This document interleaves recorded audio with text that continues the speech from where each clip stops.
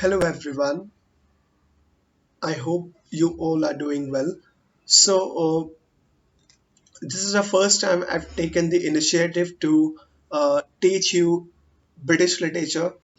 And a little introduction about me. My name is Satyam, and I have recently completed my post graduation in English literature from Central University of Punjab, Bhatinda. And I have also done Bachelor of Arts in English Lit Honors from Tilkamaji Bhagalpur University from the TNB College Bhagalpur. And currently I'm preparing for civil services, and British literature is my optional subject for civil services. But I have keen interest in teaching British literature and learning more and more about British literature.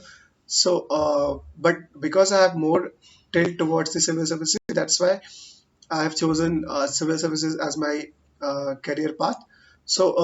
In this particular lecture series, the target audience would be the students who are preparing for NTA NEt 2020 June, and also the undergraduate students, those who are about to enter into the realm of British literature.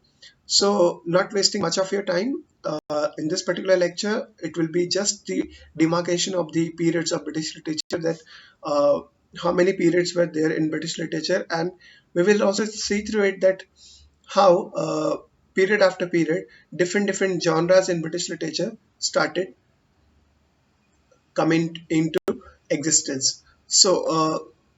To just begin with the British literature, it starts with the Old English period, which is also known as Anglo-Saxon period, and the timeline for the same is 450 to 10,066 AD. And just after that comes the Middle English period, which is from 10,066 to 1500. And after the Middle English period, from 1500 to 1660, comes the period of Renaissance.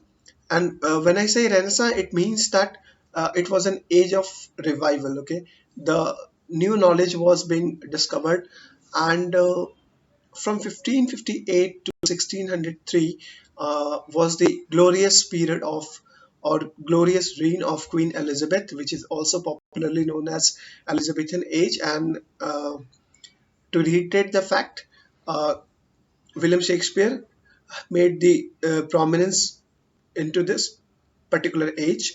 And before that, we all know that university wits came, Christopher Marlowe, George Paley, Robert Greene. These all writers or the dramatists uh, actually paved the way for Shakespeare to experiment with his comedies and tragedies and his historical plays. And after the Elizabethan age in 1603, Queen Elizabeth died, and uh, that is known as Jacobean age. And from 1625 to 1649 was the age of Caroline age. And during the Caroline age, an important event occurred in 1642, when the drama was banned in Britain because of the licentious things shown in the drama. And after that, from 1649 to 1660 was a period of Commonwealth, and it is also known as Puritan Interregnum.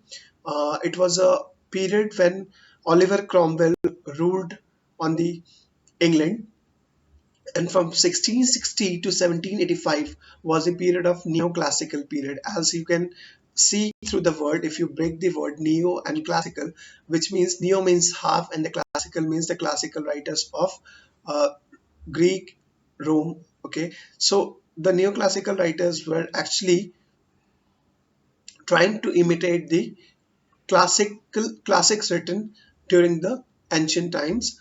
And from 1660 to 1700 was the period of restoration. In as To just mention the fact that in 1660, Charles II was restored to the throne. What happened that his father Charles I was beheaded, and Charles II was sent to the France to his nanny's house, and in 1660 he was restored to the throne. And from 1700 to 1745 was a period of Augustine, or it is also known as Age of Pope. And Age of Pope, Alexander Pope is the famous writer of uh, Dunciad, and also Rape of the Lock. And from 1745 to 1785 was a period of sensibility, or Age of Sensibility, which is also known as Age of Johnson, where people came to know about the works of Samuel Johnson. And after that, from 1785 to 1830 was a period of romantic period, the glorious period of uh, P.B. Shelley, John Keats, W.B. Yeats, William Wordsworth. I'm really sorry. And then from 1832 to 1901 was a period of Victorian period, where there was large number of novels were written during those times. Thomas Hardy has written Test of the D'Urbervilles and Bear of Casterbridge, and George Eliot wrote The Silas Marner, and there were many novels which still touch our hearts whenever we try to read those novels. And from 1848 to 1860 was a period of Pre-Raphaelite, and from 1880 to 1901, which means by the beginning of the 20th century, was the period of aestheticism and decadence. And from the beginning of the 20th century to the 1914, which is the period when the First World War started. It was called the Edwardian period. And it was a period when which was going to change the complete history of the world, and many nations were going to be affected by this. And just after that comes from 1910 to 1936, the Georgian period. Okay, the Georgian period consists of the uh, writers who were actually very much affected by the World War first, and many of them started writing against the World War first. And from 1914 to 1945, when is known as the modern period. And in modern period also we have many prominent writers like James Joyce, Virginia Woolf, and T.S. Eliot, W.B. Yeats. And from 1945 to the present age, which is known as postmodern period. And the writers of the postmodern period, they were quite experimental, and they did not want to follow any particular uh, type to write the novels. And like Graham Greene, and there were many other writers who have contributed a lot to the British literature.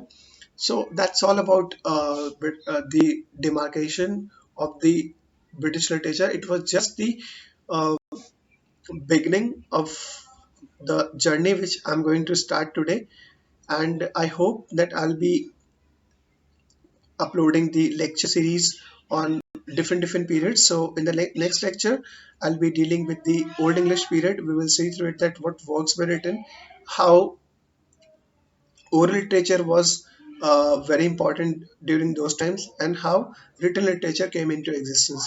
So that's all for today.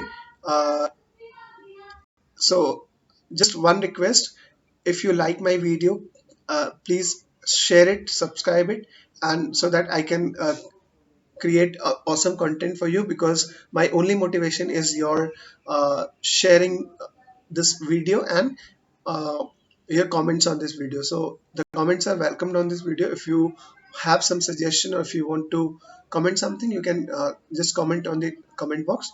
So that's all for today. Thank you so much.